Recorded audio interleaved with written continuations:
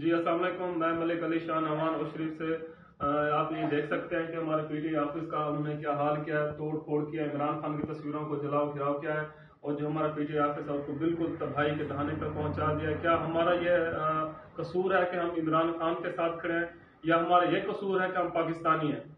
ہمارے قائد اعظم نے یہ خواب دیکھا تھا کہ اسلامی جمہوریہ پاکستان بنے گا، لا الہ الا اللہ محمد رسول اللہ جس کی بنیاد ہوگی، لیکن نہیں، یہ ہمارے ساتھ بالکل برعکس بہت برا کیا جا رہا ہے۔ دیکھ سکتے ہیں ہمارے پی ٹی آئی آفس کا جو ہم نے اپنے ذاتی خرچے سے بنایا تھا، کسی سیاسی پارٹی سے ہم نے فنڈ لے کے یا عمران خان سے فنڈ لے کے ہم نے نہیں بنایا تھا، میں اپنے ذاتی خرچے سے پی ٹی آئی آفس بنایا تھا۔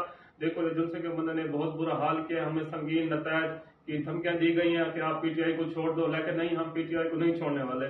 کیوں کہ ہم یہ 75-76 سالوں سے ایک واحد سچا مسلمان اس ملک میں آیا ہے جو ہمیں سکھا کے گیا ہے کہ آزادی کیا ہوتی ہے اور غلامی کیا ہوتی ہے۔ عمران خان نے ہمیں بتایا کہ ایاک نعبد و ایاک نستعین، اس کا مطلب سمجھایا۔ ہم انشاءاللہ اپنے خان عمران خان کے ساتھ کھڑے ہیں اور کھڑے رہیں گے۔ جو چاہے یہ جلسے کے بندے یا جو پی ٹی آئی کے مخالف ہیں، جو چاہے مرضی وہ ہمارے ساتھ برا سلوک کر سکتے ہیں، لیکن ہم عمران خان کو چھوڑنے والے نہیں ہیں۔ ہماری جان انشاءاللہ خان کے ساتھ تھی، انشاءاللہ خان کے ساتھ رہیں گے۔ اس کی عمران خان کی خاطر ہم مرنے کے لیے بھی تیار ہیں۔ جو چاہے یہ پاکستانیوں، جو چاہے کہ ہمارے ساتھ یہ برا سلوک کرے، لیکن ہم پھر بھی انشاءاللہ پاکستان کے ساتھ، پاکستان تحریک انصاف کے ساتھ کھڑے تھے اور کھڑے رہیں گے۔ ہماری حلقے کے قبل شہزاد صاحبہ جو ہے، انشاءاللہ ان کے جو انتخابی نشان رولر پوسٹر ہے، انشاءاللہ ہم اس کو اور مجیب مڑے صاحب کے ساتھ کھڑے ہیں، کیونکہ وہ عمران خان کے ساتھ کھڑے ہیں، تو انشاءاللہ ہمارا ووٹ بھی ان کے ساتھ ہے۔